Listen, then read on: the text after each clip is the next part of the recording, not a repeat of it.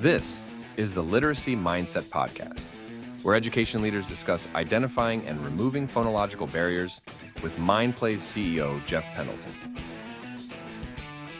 All right, welcome back, everyone. I got another great episode of the Literacy Mindset lined up for you today. Excited for my guest, Mr. Josh Aston from Atascadero Unified School District in California. He's the Director of Secondary Curriculum. Welcome to the show. Well, thank you. Thanks for having me, Jeff. Yeah, no, excited to talk about the adventures of coastal California and the way that you approach literacy there and some of the things that are going on. Let's start maybe with a little bit of context for the audience. Talk a little bit about how it is that you got into the role that you're in right now, and maybe a little bit of the journey. Yeah, so it's kind of interesting how I ended up in California. I met my wife in college, so my last semester at college, and she's from California. Okay. I'm from Idaho originally, and so we ended up dating, getting married after I had graduated, and after a couple of stints on active duty in the Army, I started my teaching career in Idaho, in southern Idaho. Taught there, was an administrator there for 15 years. And her parents retired to this area of California, and I thought it was pretty nice. And so, I was able to get a job as a principal of a neighboring school district a few years ago, and we moved down here. And I was in that position as a principal for a few years, and then this opportunity opened up here at Atascadero to be the secondary curriculum director. So I jumped on that. So family's what brought us here, but just the opportunity to kind of stretch my legs a little bit in my career and work in something that I wasn't really familiar with. Curriculum I wasn't super familiar with. I mean, I do have my master's degree is in curriculum, but I hadn't really used, right, the deployment of that degree, right. Yeah, utilize that degree, being a classroom teacher and a principal. So now it's a great opportunity to do that. And that's how I ended up here in Atascadero. Excellent. Okay. So there's a number of things we get to dive into and talk about there.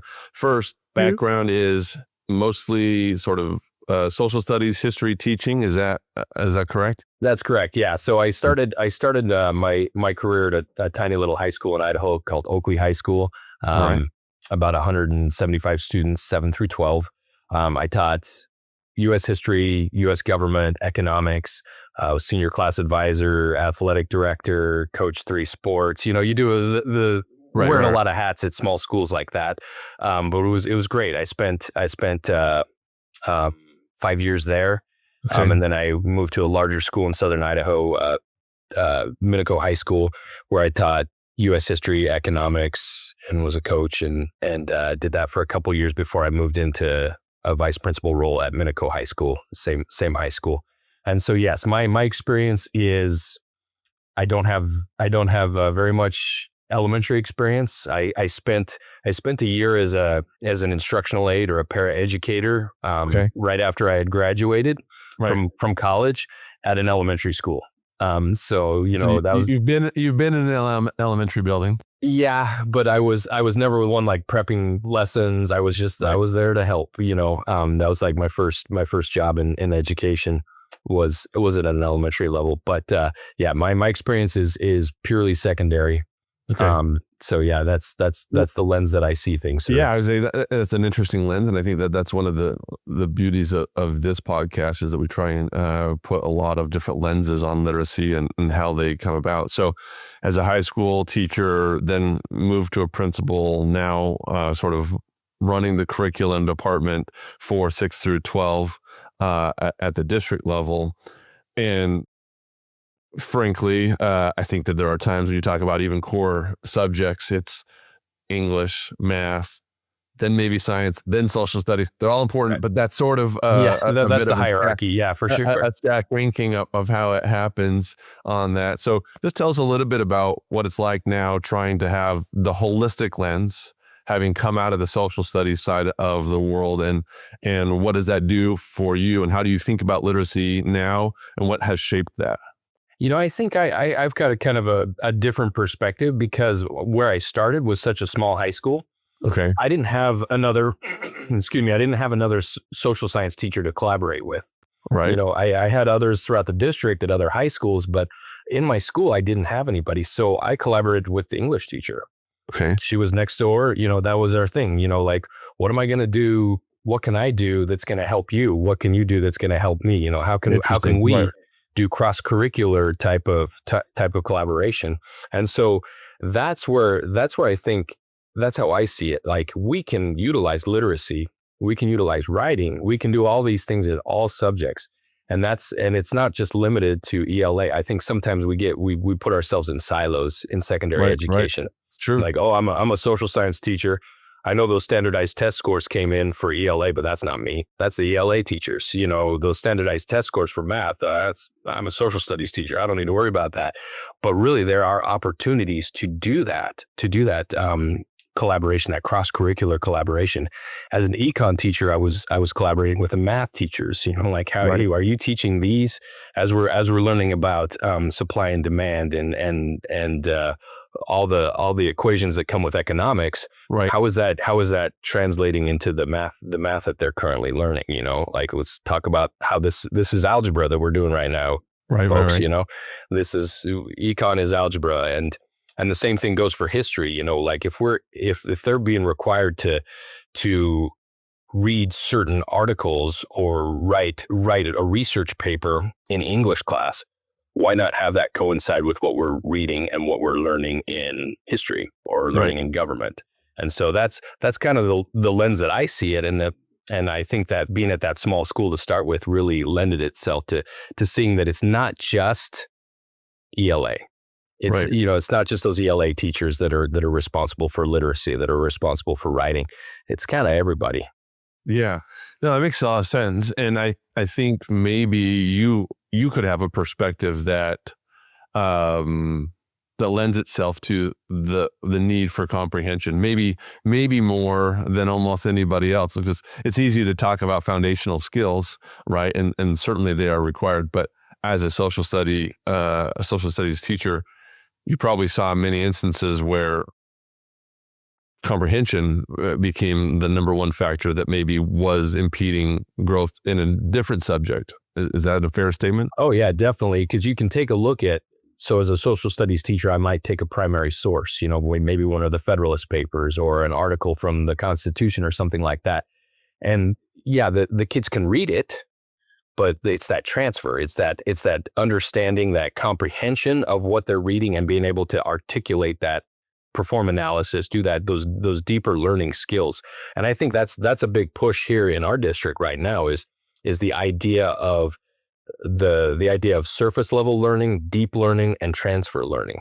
Like surface is those, can I answer a multiple choice question about it? Sure. Or can I answer a true false question about it? Yeah, that's surface. But like we want students to be able to go deeper, to be able to perform analysis, to compare and contrast. And then even further than that, we want students to be able to transfer that knowledge into how that applies to me in my life, or, how that applies to, a real world example. And so I think that therein lies the challenge is taking our learning and taking it to that transfer level, that deeper and transfer level. But at the same time too, you have in a lot of cases, you have a gap between what students can do and what they're, like their reading level and their literacy level. Right. It's tough when you don't even understand what you're reading to be able to transfer that knowledge to real world applications. That's also a great point. And we'll dive into that here in a minute. Let's take a step back just for a second, talk a bit about Atascadero. Give us sort of the size and the structure. You have a counterpart that kind of works K-5, and how do you guys think about literacy decisions in general? Yeah, so we're a smaller district, probably about 4,300 students, okay. TK through 12. Right. And yes, I do have an elementary counterpart. And when we look at literacy, that's kind of the lens that we look at it. That surface deep transfer idea, like that we want students to be able to not only read but we want them to be able to comprehend, apply that knowledge and ultimately be able to transfer that to real world applications or, real life applications. And so what we do, we have a big focus in our elementary levels on literacy coaching, helping teachers to bring those students, to bridge those gaps that students might have, in their literacy levels. So we have literacy coaches at the elementary level, instructional coaches at the elementary level that my counterpart oversees, and then from our level, we at the secondary level, we look at that vertical articulation, where each level is say, hey, these are the skills that the students need to be able to progress, and then that collaboration of teachers. Hey, we're going to pick novels for 6th grade, 7th grade.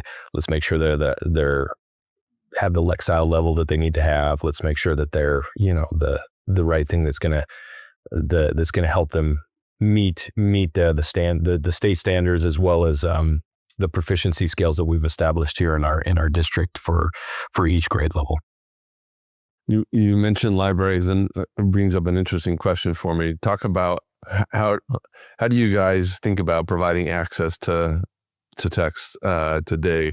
Is there still heavy emphasis on physical libraries, and that's a way that happens? Have you moved to digital libraries? Kind of talk a little bit about how you guys think about access. We still, when we teach novels, we still have the novels in hand. Okay. So each grade level they have the novels in hand, and so we've built quite a library of literary resources, and we try to cycle that in and bring in new stuff every year. It was great with our last ELA adoption. We also got credit for, hundreds of more books of novels. So that was great from our publisher that they were able to do that. So we got, several new sets of novels. But at the same time too, every curriculum that we've looked at has, the curriculum that we have adopted has a very robust digital library as well. So, they have access to thousands of digital titles, but sometimes it's a little bit of a struggle for a lot of students to be able to read something from a screen. And I think, myself as an adult, I also prefer to have a book in my hand if I'm reading, rather than a tablet or a computer. Sure. Okay. So we've got both, but we really put an emphasis on those physical resources, those hard copy resources. Awesome.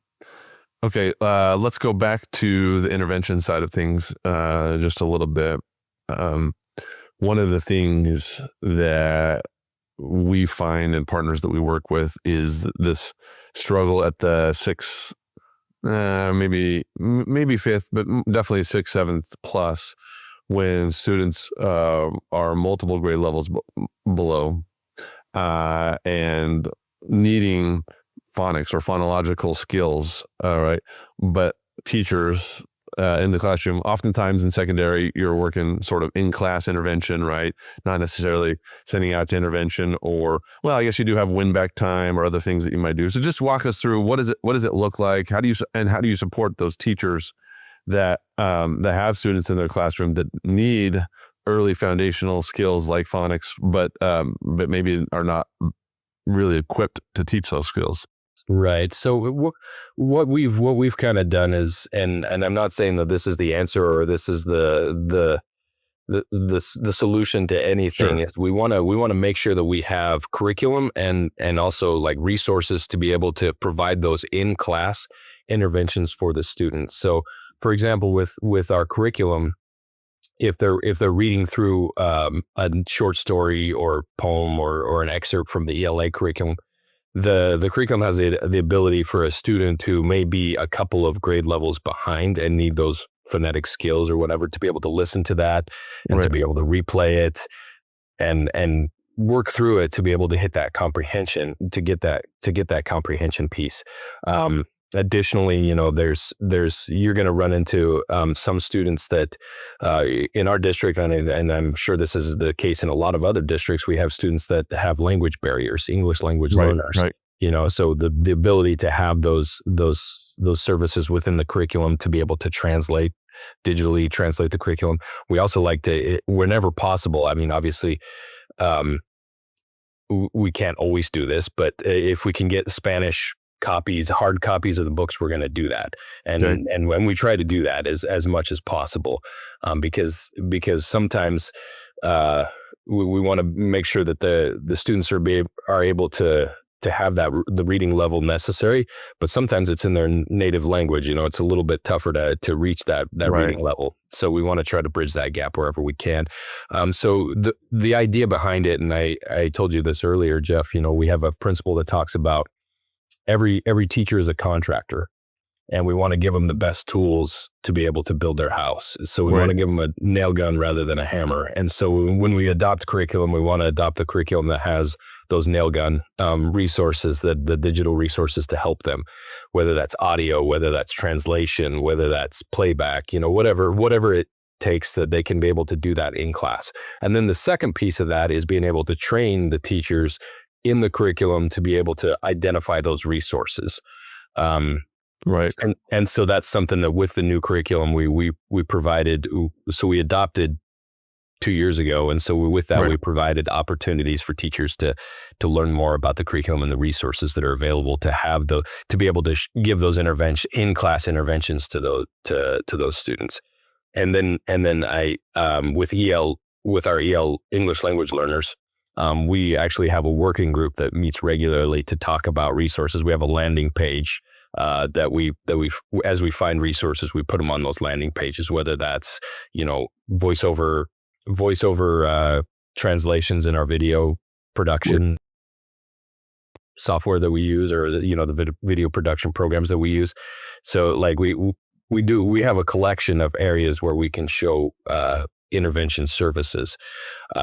We haven't dug that deep into just general literacy, but we do have that for the English language learners. So the idea behind it is providing the tools and then helping the teachers to identify those tools and be able to do those things in class. Got it. Okay, so you're 2 years in on an adoption, a new adoption. Yeah. Is that are you humming at this point in time? How long does it take to kind of get your feet wet? It's because it feels like there's a constant adoption cycle. I know that they're 5 to 7 years, but does it take half of that time just to get people comfortable with it? We were fortunate. This one was not a full adoption. It was just a new edition adoption. So we had used this curriculum for 7 years previous to that. Okay. And so there was just some new features, that came with the curriculum adoption. And so I wouldn't say we're humming, because, these new features aren't being, we haven't been able to utilize them to their fullest potential, but we're getting there. I think it probably takes you about 3 years to really really get comfortable with a new curriculum. And I know this is a literacy podcast, but our math curriculum, we're in the same boat. 2 years ago we adopted, and so I think it's going to take at least that I mean, it makes sense. There's a lot of effort that has to go into it. What are you doing with AI? Well, so that's a great, I don't know. We use it, like I said, for translation services, voiceover, things like that. We don't have anything set right now that checks papers for AI or anything like that. I mean, we have some programs through our other tools that you use. If they have that built in, then you use that. Right? Correct. Yeah. So like our curriculum has we have almost like a Turnitin type feature in our curriculum that can generate AI. I mean, for the teachers, it's great. I'm going to generate comments on the paper you just submitted, but here's some AI comments, so I don't have to write comments on every single thing that you do. We do have some filters that filter some of those more commonly used AI tools for students. Okay. We have a program that does that. And I don't want to come on here and like throw names out, because I don't want to promote one program over another, but we do have some filtering that does filter out some of those more commonly used AI tools for students. But right now, I think we're in the same boat that a lot of districts are in. We haven't really developed an AI policy, but at the same time too, we're at the point now that we really need to either lean into it and embrace it, or I don't think we're in education as a whole. I don't think we're in a position to just say no, we're not going to have it. Right. We're not going to use it.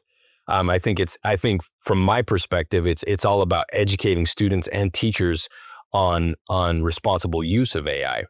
No, we use AI, but we have to own up to it. Like if I'm a teacher writing an IEP and I use AI to write that, I better be sure that I'm going through every single line of that IEP to make sure, because I'm citing my name to that, and that's a legally binding document. Students too, like, hey, if you use AI to help you write this, make sure that you're going through everything and making sure it sounds like you before you turn that in. Like, I think it's all about being responsible when using AI. So it's this new frontier that I think that we're going to have to really, really lean into in the future. Yeah, we're all learning it together a little bit, and I think that makes a lot of sense. Well, we could probably spend hours talking about this. We'll go ahead and we'll wrap up here with the final question. And I'll give you optionality in it. You can take one way or another, but I like to lean in and think about the future. You have clearly perspective on the past and the present, what you're doing, and that informs the future.